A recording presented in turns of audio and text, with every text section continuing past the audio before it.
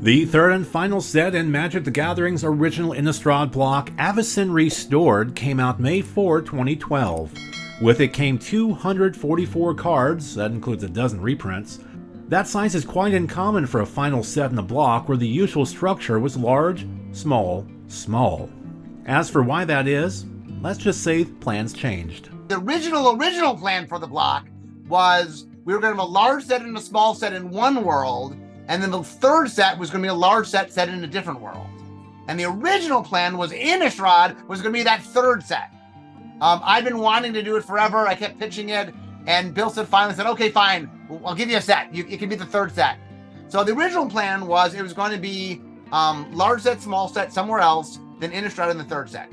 And then at some point they said, oh, we're doing Gothic Horror. Kind of cool to come out during October, like during Halloween. So I remember Bill coming to me and goes, do you think you can get a large set and a small set out of this? I'm like, yeah, Bill, I can do that. This conclusion to the block story, in card form at least, was thanks to some angelic intervention, as Innistrad's humans are able to escape near extinction from the various monsters that plague the land. The idea of this was going to be our angel set, and it was all about happy things happening, and was like this contrast to the dreariness that was the Gothic Horror. This was kind of the good guys come and save the day sort of feel.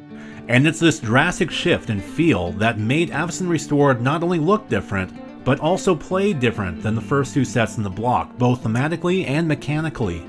As such, only one mechanic from the previous two sets made it into Avacyn Restored, joining two new ones that make their debut in the set. We're going to take one mechanic that showed up before and continue it, and we ended up doing Undying.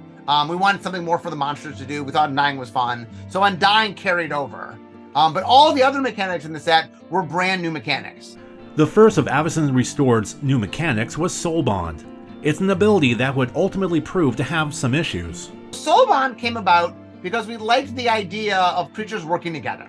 We're like, okay, one of the big differences between the monsters and sort of the humans is the strength of the humans was they banded together. The monsters were more sort of out for themselves and they were working as a group, where humans, that was their strength. They were good with weapons and they worked together. So because it was sort of the human set, we wanted a mechanic that showed humans and other creatures working together. We were inspired by banding. Banding was a mechanic in Alpha. That was a cool mechanic, but it was complicated and people didn't know how to play it. And we ended up removing it from the game because it just, not enough people could understand it. It was a little too complicated. But we were looking for something of that kind. The original version of Soulbond only you bonded with another creature, but you did that when you played the card. In development, it got changed, so you could do it when you played the card, or you can do it when another card came into play. So you could sort of go either direction. They were trying to expand your ability to do it. And the idea is, once I bond with the creature, I share some ability with that creature. And now both of us have that ability. The biggest problem I think Soulbond had was kind of like one of our problems with banding was it was complicated. There's a lot of tracking that went on, and then the fact that they worked both coming and going. There's a lot of complications to it, and while I think the mechanic is fun once you understand how it functions, it's a little on the complicated side. The second new mechanic Wizards developed for the set would wind up getting scrapped, only to appear in an evolved form in a future set. The big mechanic we played around with, we called Forbidden. So the way Forbidden works was they were cards that couldn't go in your deck, and you only could have them outside your deck. Then there were cards you could put in your deck that could fetch Forbidden cards. I think the way we did it is they shuffled into your deck. In retrospect, we would later re-examine this. We originally, Kaladesh looked at it, didn't do it, but then we did it in Strixhaven, which was kind of lesson learned. So lesson learned is some of what we were trying to do with Forbidden. Because they were shuffled in the deck, they were crazy, crazy overpowered cards. They were cards you would look at and go, oh my goodness. Like I think we had like Ancestral Recall, it's like, ooh, 1 mana, draw 3 cards. Well, you first gotta get this card that shuffles it in, you gotta draw it, and then cast it, so. But anyway, the development team at the time said, this is inherently a broken mechanic, you should not do this. So with Forbidden being, well, forbidden, what did Wizards decide on instead? So the replacement mechanic that we came up with was Miracles.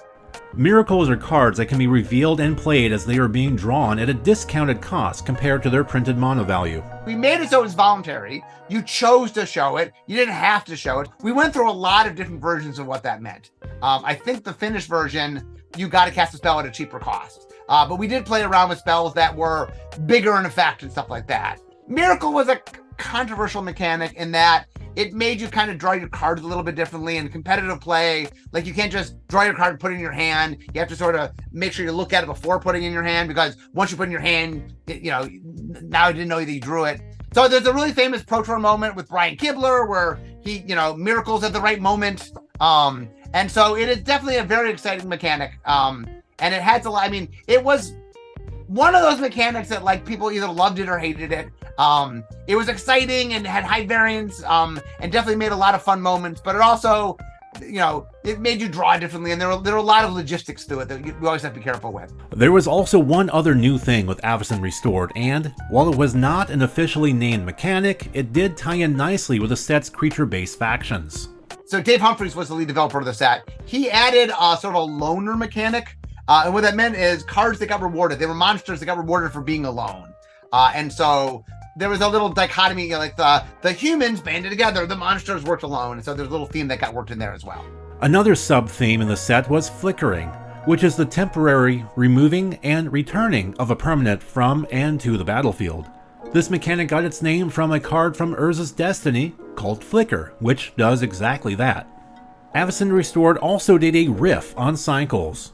Whereas cycles are customarily one card in each color or color combination that share a common theme, the cycles in Avacyn Restored lack an entry for the color black.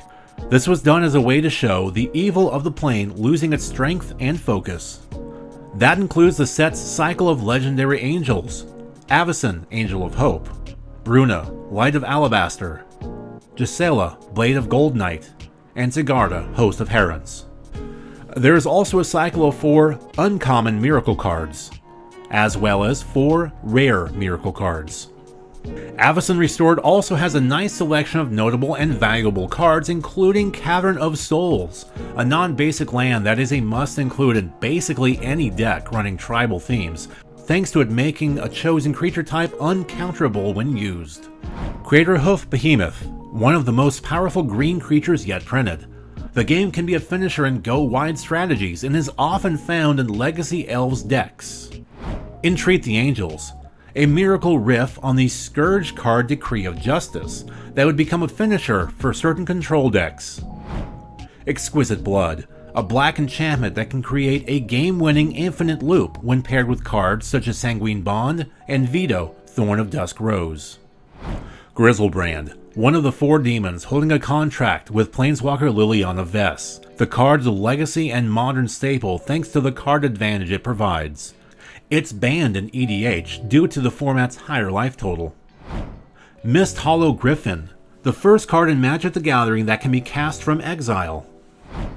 Restoration Angel, a combo-enabling creature thanks to its ability to blink a creature out of and immediately back into play to take advantage of enter the battlefield triggers. Tamio the Moon Sage, a planeswalker making her debut despite the fact that she hails not from Innistrad, but rather from Kamigawa, a location to which the game would not return for nearly a decade. And Vexing Devil, a sometimes include in modern 8-whack and burn decks.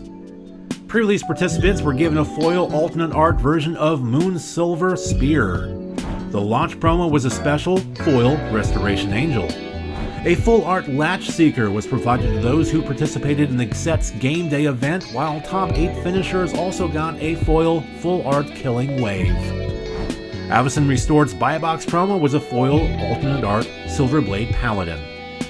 But in getting back to the set as a whole, Avacyn Restored proved to be a pivotal set for Wizards of the Coast as far as what they can do with block structure, including when the game would move to 2 set blocks a few years later to current day, where blocks no longer exist as they once did. It's funny when you look at the history of Magic, of how we keep sort of fiddling with what Magic is. And so Magic were single sets, and then they were blocks, and then we started playing around with what the blocks were, and then blocks changed from 3 sets to 2 sets, and then we ended up with the 3-in-1 model where sets stand alone, but we could put things together if we needed to. And, and Avacyn Restored was an important part of sort of figuring out how can make things connected but not connected. And there's a lot of interesting things we had to understand in Avacyn Restored that really sort of shaped how we think of things and how we made things connect but not connect. And so it's one of those sets that really, looking back on it, was us trying to understand something. And it was the beginning of it. There's a lot of steps, but it was one of those early steps that sort of got us to where we were now. So what are your thoughts on Avacyn Restored and where Magic is now? Let us know in the comment section below. And if you like videos like this, please hit that like button and remember to subscribe to Magic Untapped here on YouTube. Also, we have a tip jar on Patreon if you're feeling so generous. Thank you for watching.